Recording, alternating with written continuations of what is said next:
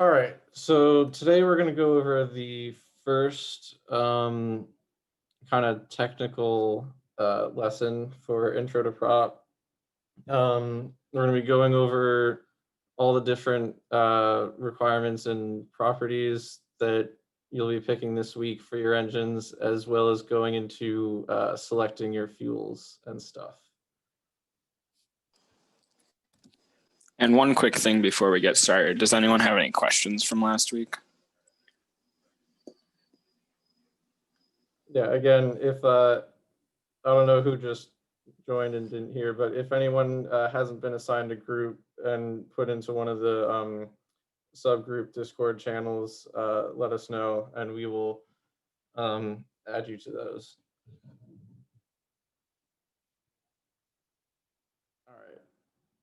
So if there's no questions, yeah. So this week I'm going to go over some of the requirements for the engines because hopefully in the spring you'll be able to we'll be able to manufacture one of the engines and upgrade the old IPA GOX test stand. So we have some requirements that go along with being able to put it on that test stand, basically from what that test stand can handle. And also just an overview of some of the other properties that it's up to you guys to pick for this week. So generally, in engineering, for any first years who aren't quite familiar with the engineering process, whenever you have a task to do, you're given a bunch of requirements that you have to fulfill by whoever. Example, so for a rocket engine, some requirements you might get are the thrust that you need to meet. Sometimes a specific propellant will be given to you, a maximum chamber pressure. Those will all be given by other teams, and in this case, given by us because of constraints on the test stand that we plan to test on. And then anything else, everything else in this presentation, you guys can basically pick whatever you want um, based on the suggestions and background info we give you, or if you do any extra research or reading of the resources material. So yeah, you guys use your best judgment and pick the other things. So first thing we're going to talk about is thrust. Um, Basically, is the amount of force that's going to be applied to the rocket, or in this case, it's the amount of force upwards that the rocket engine is going to make. For our test stand, we're going to limit to about 100-pound force maximum thrust. For us, that's being driven by the constraints of the test stand. It's not strong enough to meet anything bigger than 100-pound force. And also, when you spec a larger thrust, the engine itself will get bigger. It'll need more mass flow of fuel to generate more thrust. So the engine will physically be bigger. And the test stand we're testing on is kind of small. So around 100-pound force is about the size that will actually fit on the test stand without interfering with the 80/20 frame and stuff. Um, and most of the time, a thrust is given to you by either the airframe team or like a Sims or Dynamics team that's looking at the overall flight of the rocket and everything. So yeah. So now an example of picking a thrust. I'm going to talk about for all of these. I'm going to give the example of talking about the Regen engine since that's what me and what I've worked on, what Arun's worked on the most, and we're familiar with the all the picking of all these properties ourselves. Um, so Regen was originally not designed with a rocket in mind, but we wanted to eventually put it on a Kármán rocket. So me and Arun did some back of the envelope calculations.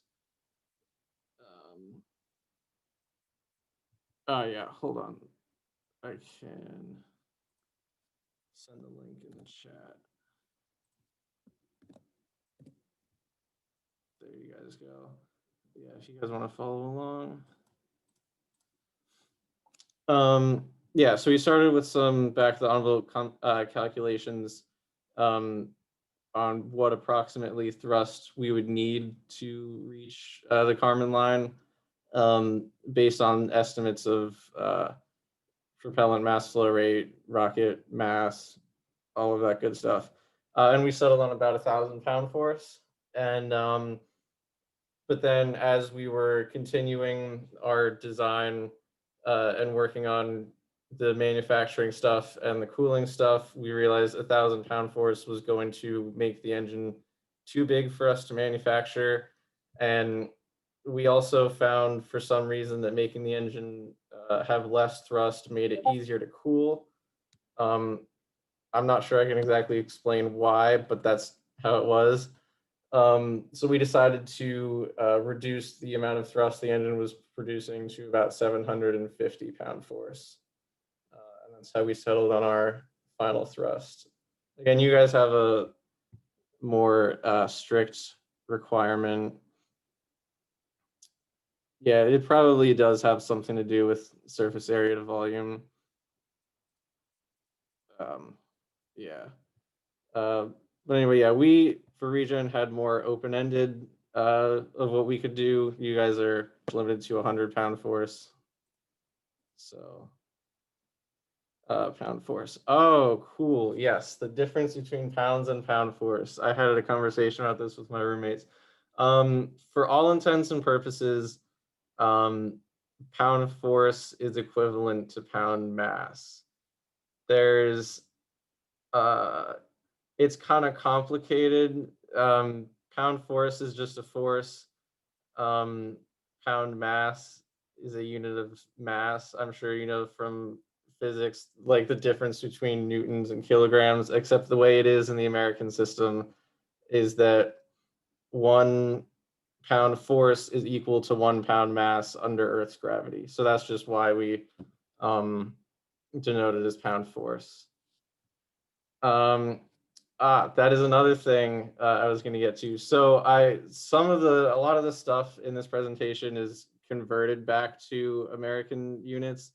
I would suggest for everything you guys do to use the metric system, it is much easier to convert units and keep track of everything and stuff.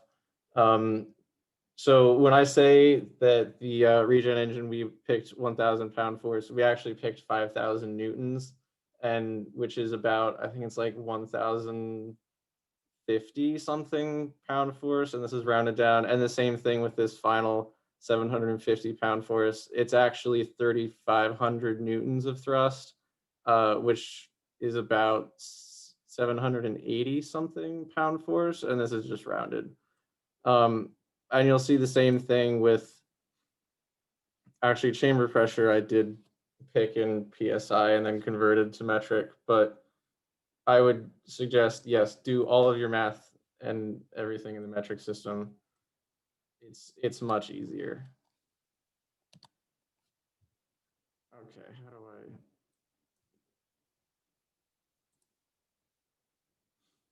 I? All right. So fuels and oxidizers are probably the most fun parts to spec on your rocket engine. How do I get the video stream out of the way? Okay. So there are three main categories of fuels. So you have hydrocarbons, natural gases, and alcohols. So hydrocarbons are, I don't know if any of you remember from AP Chem, but any carbon chain with hydrogens attached to it. And generally, I don't think this is any industry standard stuff. I refer to hydrocarbons as the heavier ones that are liquids at standard conditions. So like gasoline, kerosene. So gasoline is octane with 8 carbons. Kerosene is, I want to say the approximation was 12 carbons, whatever that name is. So these are all very energy dense, which means you can have smaller tanks, which take up less room in the rocket so that there's less drag on the rocket. The tanks are smaller themselves, so they have less mass.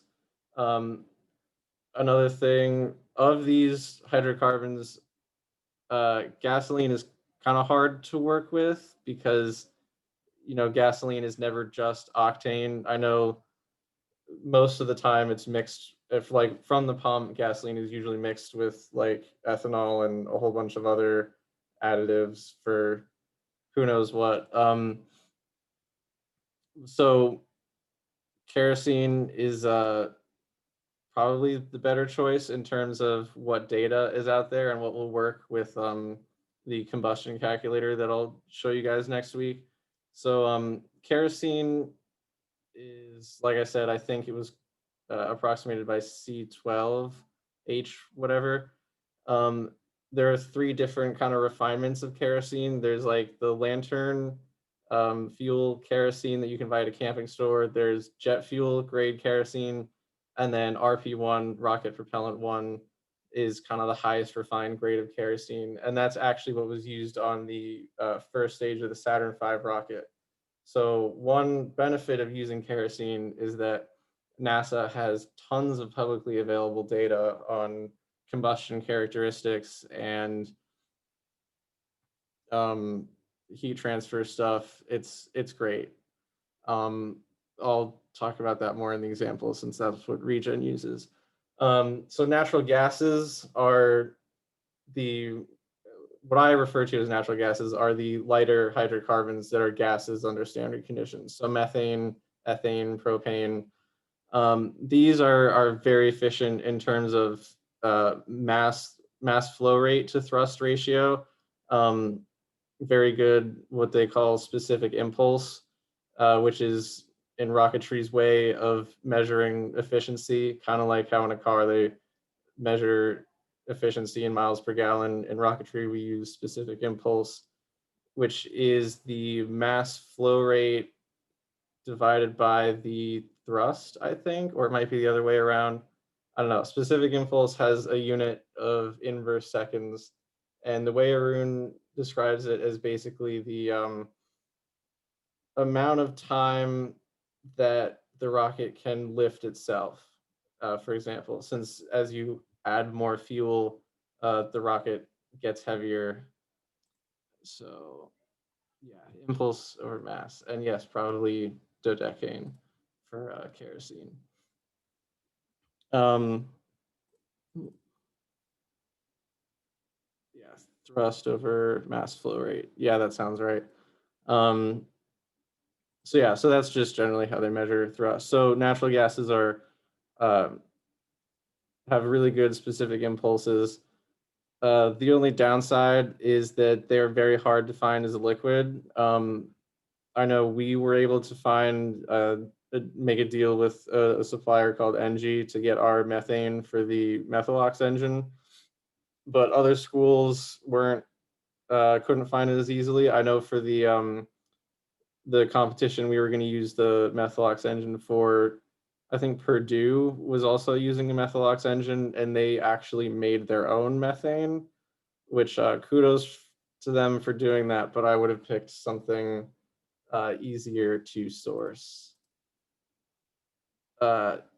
Yes, liquid propane is very common, and liquid propane is actually interesting. It's what's known as a self-pressurizing fuel, where it's under standard conditions, it's a gas, but it's a liquid under slightly higher than atmospheric pressure.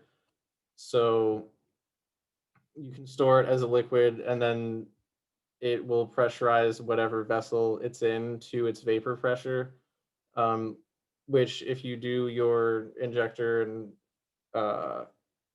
chamber pressure all right, you can actually use that as a pressurant, but we're not going to get into that. But yeah, propane is found easily. It's just I think methane is a terrible one to find. Butane is also one of the commonly found as a liquid in like lighters and stuff. And finally, alcohols. Before I get too off track, can you get ethane? That is a good question. I don't know if you can find ethane. I've never actually looked into it. That might be an interesting fuel if someone wants to pick that, and if they can find somewhere to buy it. Is acetylene? That is also a good question. I'm sure someone's tried it. But I also know acetylene burns very hot, which is not ideal for cooling. So yeah. So alcohols, ethanol, isopropyl alcohol, very common. You can buy them at like ethanol. You can get at a liquor store in the form of Everclear, which is what, like 95% by volume. Isopropyl alcohol you can get. I don't know exactly what kind of store. Hardware store, I guess, would have isopropyl alcohol. You could probably find it at like a CVS or Target. So alcohols are less efficient because they have the OH group on them. There's already an oxygen there, not as much potential to oxidize. But they have higher specific heats because of that OH group.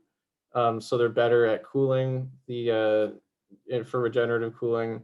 And also, I want to say, actually, we're not going to get into that. There was another group in Europe somewhere that put an additive that's soluble in alcohols that would coat the inside of the engine in like a silicon glass that would help insulate it, which is pretty cool, but we're not getting into that. Uh, so yeah, those are your three main groups of fuels. Anything else that combusts can probably be used as a fuel, but these are just kind of the most commonly used in industry and in hobbyist collegiate groups.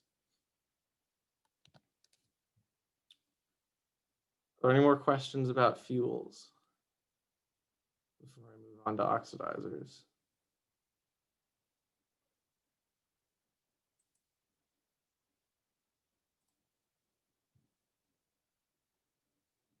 Ah, true. I completely forgot about hydrogen. Um, Hydrogen is, yeah, probably the most efficient rocket fuel, but that one's a no-no for amateurs because, the Hindenburg, it's very dangerous. If you guys want to do it and accept that we won't actually build it because hydrogen is dangerous, you can go ahead and use hydrogen in your rockets, but just know that we won't actually build that.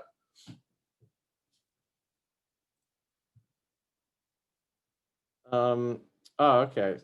That's right. So I kind of already talked about this, so I'll go through it quickly. So for regen, um, we were actually considering between kerosene and ethanol for our fuel.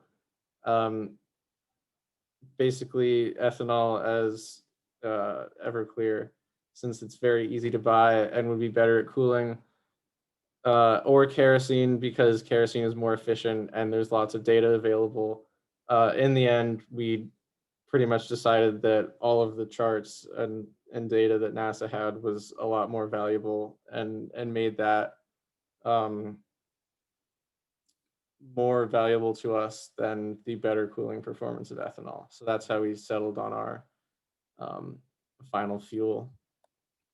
All right, now we're going to move on to oxidizers. Okay, so there are not as many oxidizers as there are fuels. Um, so there are three main components or three main oxidizers people use. Oxygen in either the liquid or gaseous form. Oxygen is the most efficient oxidizer because it's pure oxygen. It All it does is react and oxidize your fuel and combust it. Um, Gaseous oxygen is good for ground testing. The IPA GOX engine was obviously um, gaseous oxygen, but you want to use liquid. You want to use liquid everything for flight. So that's why when we were talking about methane, we were looking for liquid methane. Um, in their gaseous form, oxygen and methane, to have enough of it, you would need massive, very high pressure tanks, since gases are much less dense than liquids. So that's just not ideal for flight. Liquids are much more dense, and you can get a lot more energy out of them. Um, So yeah, oxygen is really good. A nitrous oxide is another one, laughing gas. It's also used in automotive for like drag racing and stuff. Fluorine, oh god. Yeah, fluorine works as a fuel, but it also like blows up everything. Or I guess fluorine is an oxidizer because that's, I don't know.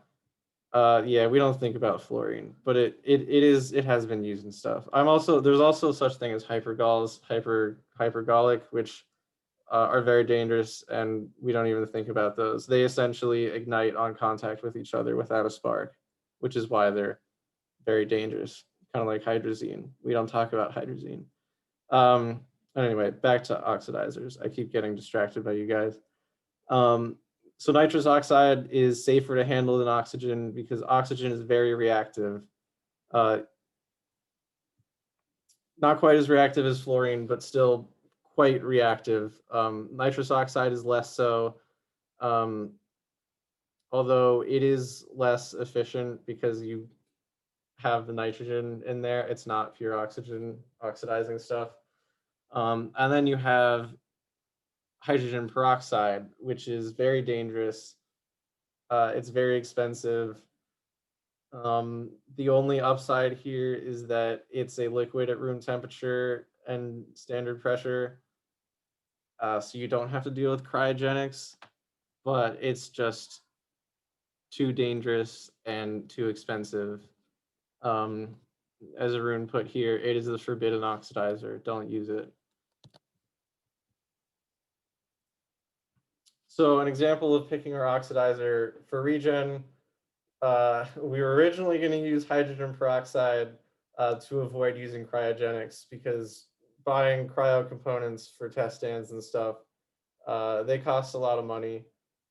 And cryogenics with thermal contraction expansion stuff are there's a big headache there.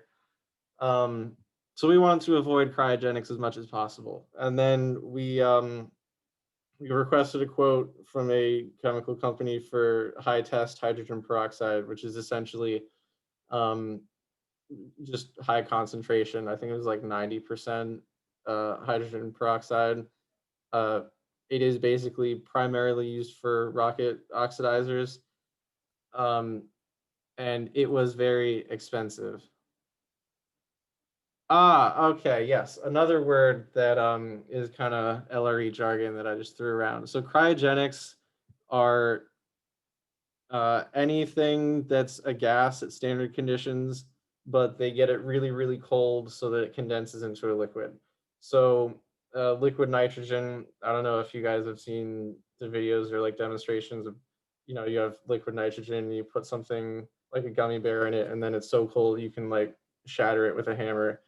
Um, yeah, liquid nitrogen is cryo, liquid oxygen is cryogenic. Um, those two are both, I want to say, like minus 150-ish Celsius. They're like 80, 90 Kelvin is their boiling point. So that's what they're kept at. They're cooled down to that temperature so that you can have those substances in a liquid at atmospheric pressure. So that is a good question, and I'm sorry I didn't explain that earlier. But yes, so we wanted to avoid those because they present a lot of big design challenges. So we requested a quote for hydrogen peroxide, and it was $800 a gallon.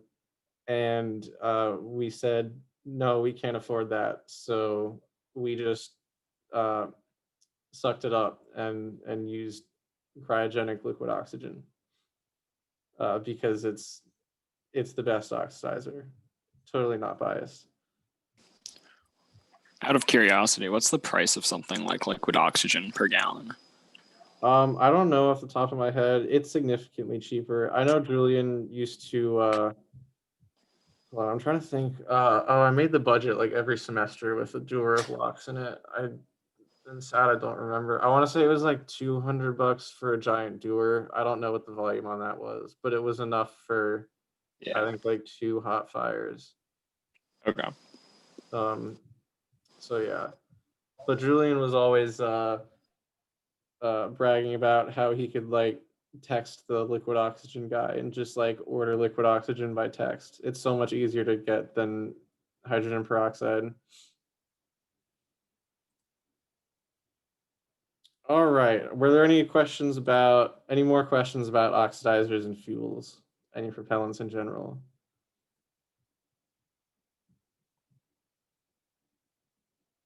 HT. Yeah, HT stands for high test.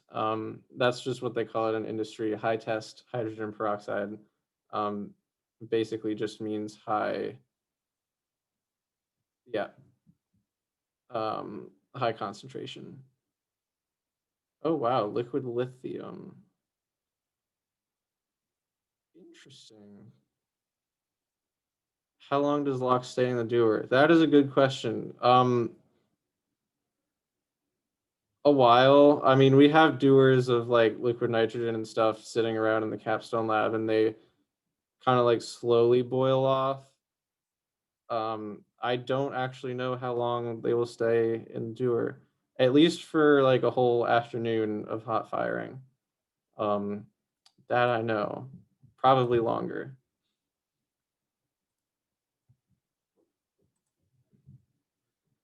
All right. So now back to specific stuff about like the engine itself.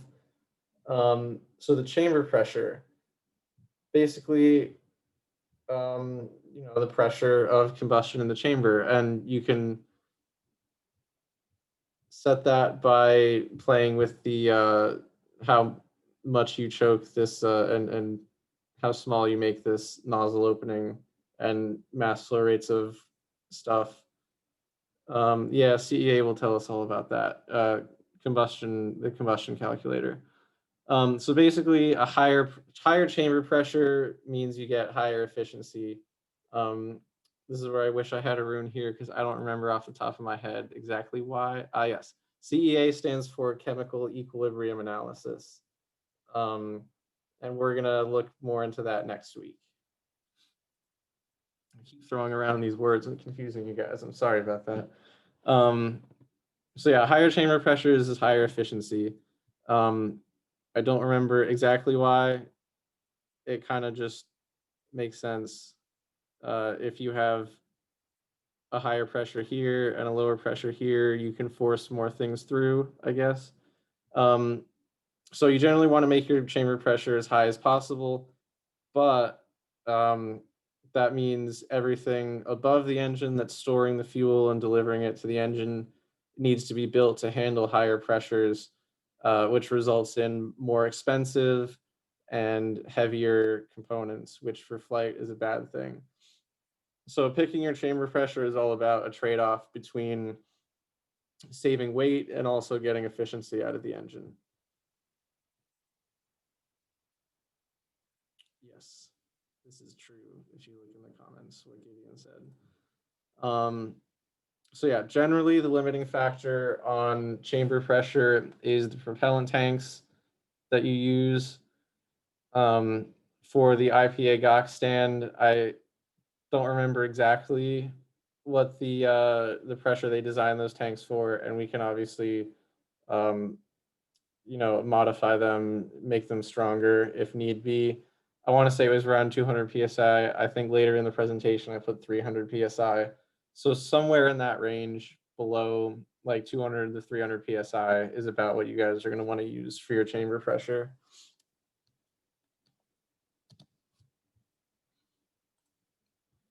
So another example of us picking a chamber pressure.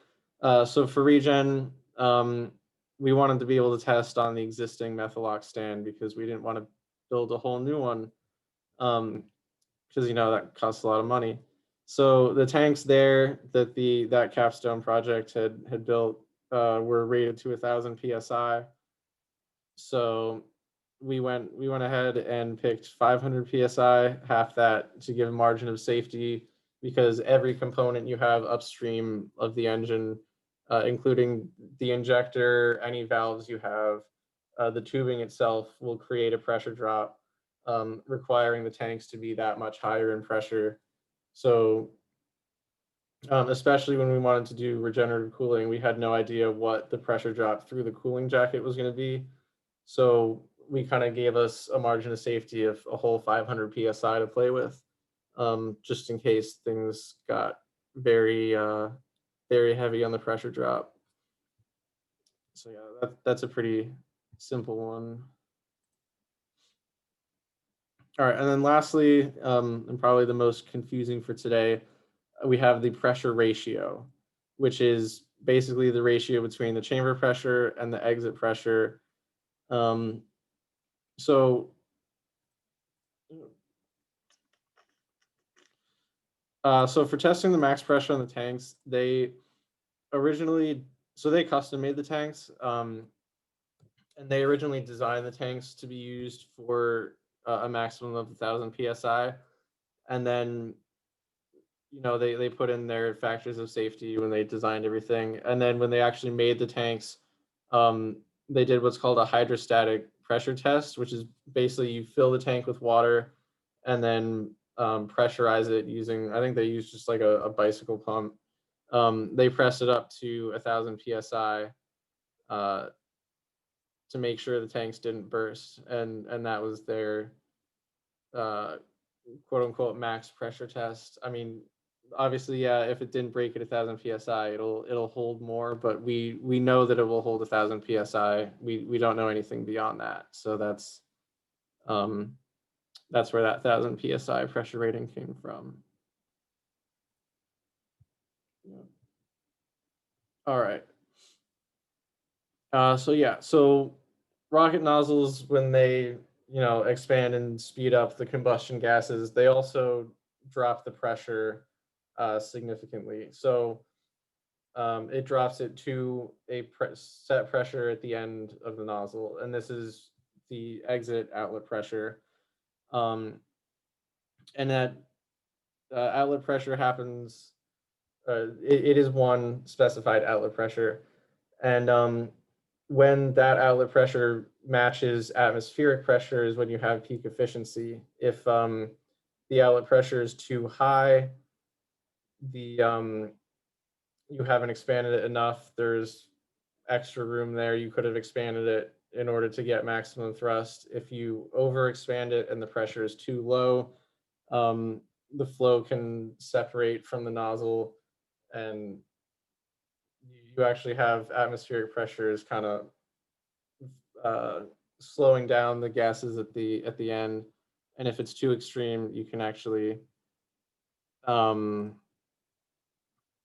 yeah, if the pressure difference is too extreme, the flow can actually separate from the walls of the nozzle and cause lots of bad acoustics and shake your engine apart. As for air spikes, yes, air spikes are altitude adjusting. Where that is kind of out of the scope of intro to prop. We've never done an air spike. Arun has worked on air spikes, which again, I wish he was here to answer those questions. But yeah, air spikes are, if you want to learn about those, do your own reading, but they're pretty cool. So basically, this means that with the pressure ratio, the rocket engine is only at its maximum efficiency at one specific altitude, which is why we want to spec the pressure ratio, or at least specify the exit pressure. Oh, this chat is going off. Yeah, air spikes do have a lot of thermal problems.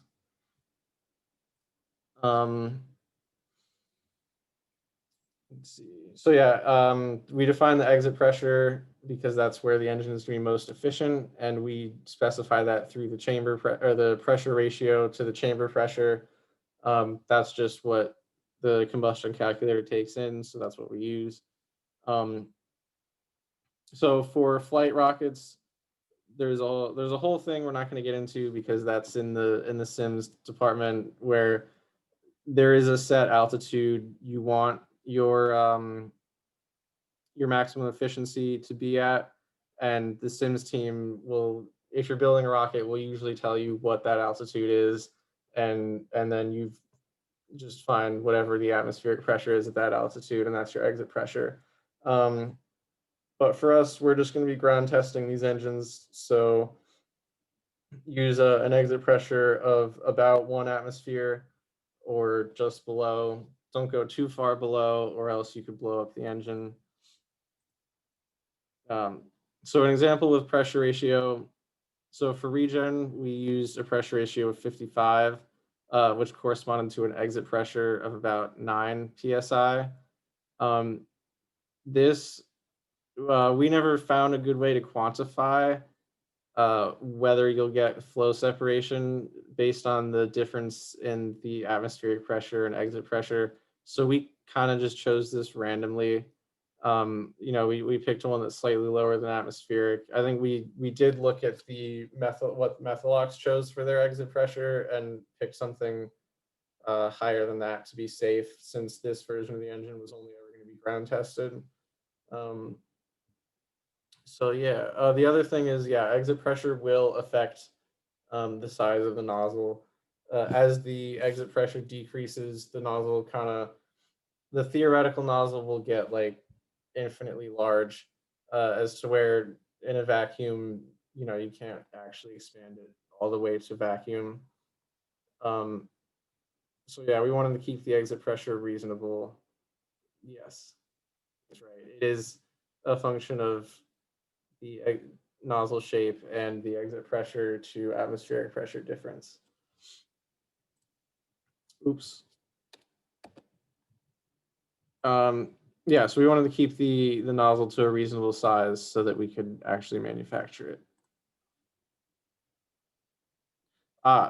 Flow separation is kind of exactly what it sounds like. It's where the flow will literally separate from the walls of the nozzle.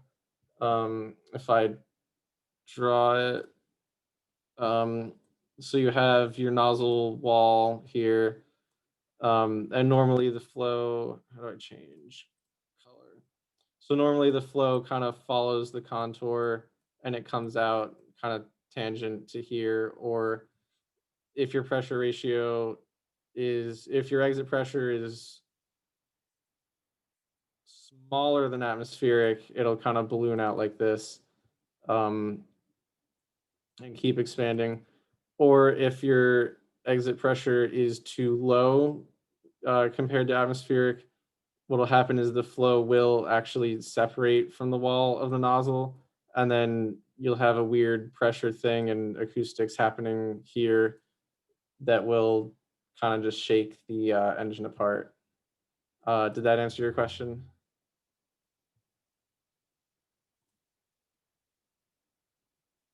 Cool. All right, how do I? All right. Now, are there any more questions on pressure ratio before I move on?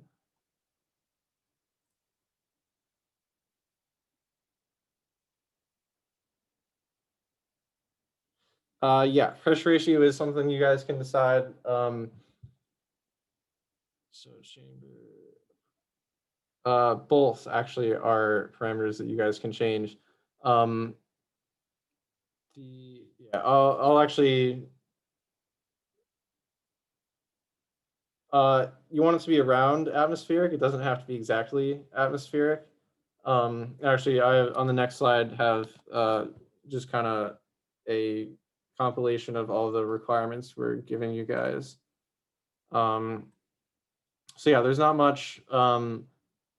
Max thrust of 100 pounds, max chamber pressure of 300 psi. I have to talk to a room that might go down a little bit, but that's fine. And basically no using deadly propellants, no using hydrazine. I don't want to see anyone use hydrazine, okay? Or hydrogen. Both of those are a no. But yeah, other than that, exit pressure, I mean, keep it reasonable. Don't do like 2 psi.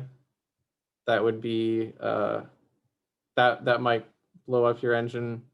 And also don't pick like 50 psi. I don't know. That would just not be very efficient. So yeah, these are the only hard requirements. I shared the link to this PSIG. These are all PSI absolute. I should have clarified that. Yeah. Everything that I usually when we work with rocket engines, we use PSI absolute as opposed to PSI gauge, which for those freshmen who haven't taken fluids, PSI gauge is using atmospheric as kind of the 0 point, whereas absolute is just absolute pressure, where a perfect vacuum is 0 psi absolute. So in that case, 14 psi absolute is equal to 0 psi gauge. Yeah, that can be confusing. So yeah, just know that usually I'll try to annotate it better and like put the PSI A or G. But generally, if I just put PSI, it'll mean PSI absolute. So yeah, you guys know where this presentation is. I'll link it in the Discord after here, so you can reference this slide. But other than that, yep, that's about it for you guys. And Thursday during the meeting, we'll have your breakout groups, and you guys can work on it then. Or if you want, you can start working on it ahead of time. We'll be there on Thursday to answer more questions. But for now, go ahead and ask your questions in the chat or unmute yourselves and ask away.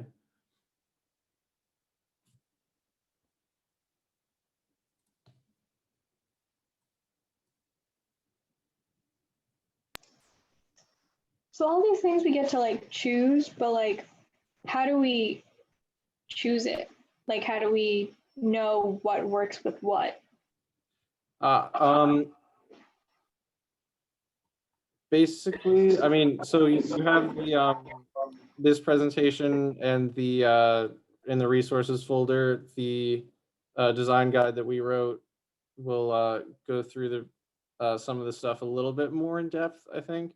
Otherwise, if you still want a little more depth, you can go into the other 2 textbooks that are there, and just kind of use your judgment. And another thing we kind of want to teach you guys as part of this class is just the general engineering process, and that's definitely something to learn. There is no like right or wrong answer, and you can most definitely go back and change your designs if you pick something and find out it doesn't work. I mean, we did that with Regen so many times, even up to like the last few months, we were changing the material and manufacturing methods. Yeah, so yeah, that's, and yeah, if you want to ask us questions, like get our opinions on what will or won't work, go right ahead during the meeting on Thursday. Or just put it in the intro prop channel. We'll be checking that too. So let me go to the chat questions.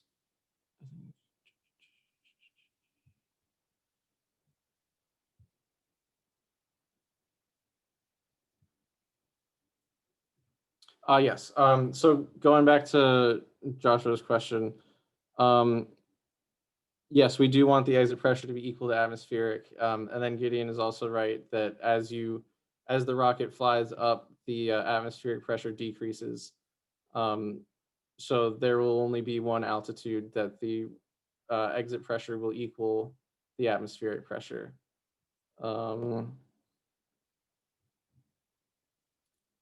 And for max thrust, yes, I should have put pound force again is the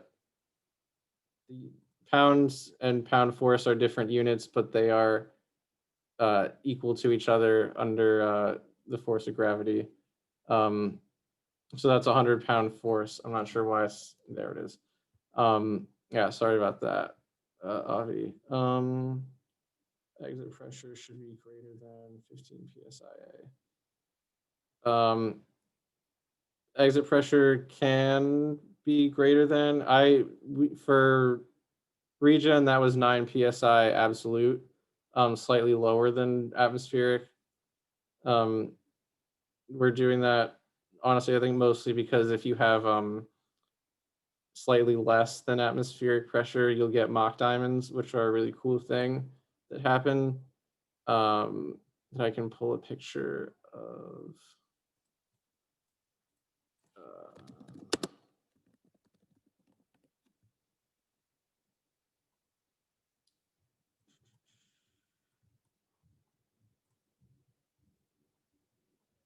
Yeah. So these things are called mock diamonds, where the shock waves kind of interfere with each other. And this usually happens if you if your exit pressure is slightly below the atmospheric pressure. So you can do whatever you want, slightly greater than, slightly less than. Slightly less than looks cooler, so that's generally why we've done that. So yeah.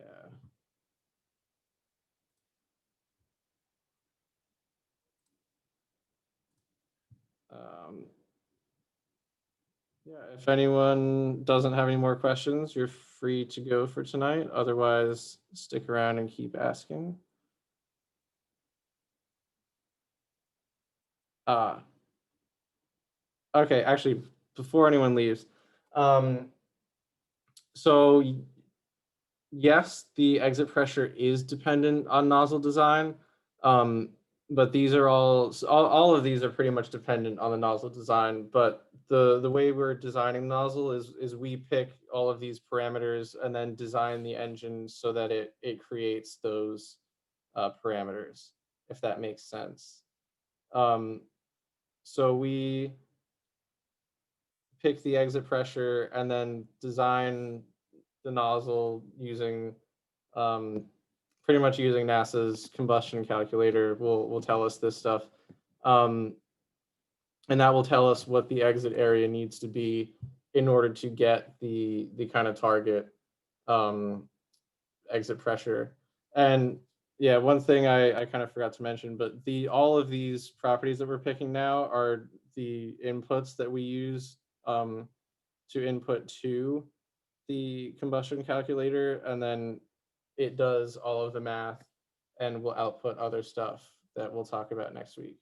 So yeah, just know that all of these are kind of, you can kind of start anywhere in the process, to be honest, but we've generally found that it's easiest to start by picking these and then doing the math to design the nozzle and engine around these parameters.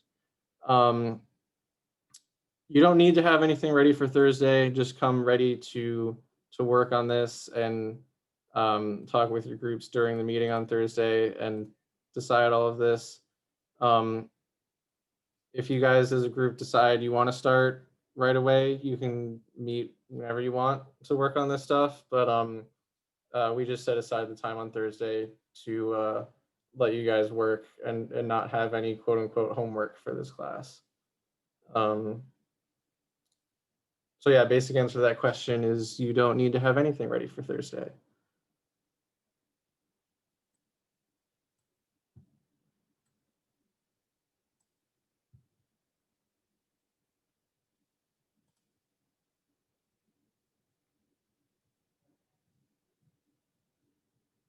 All right.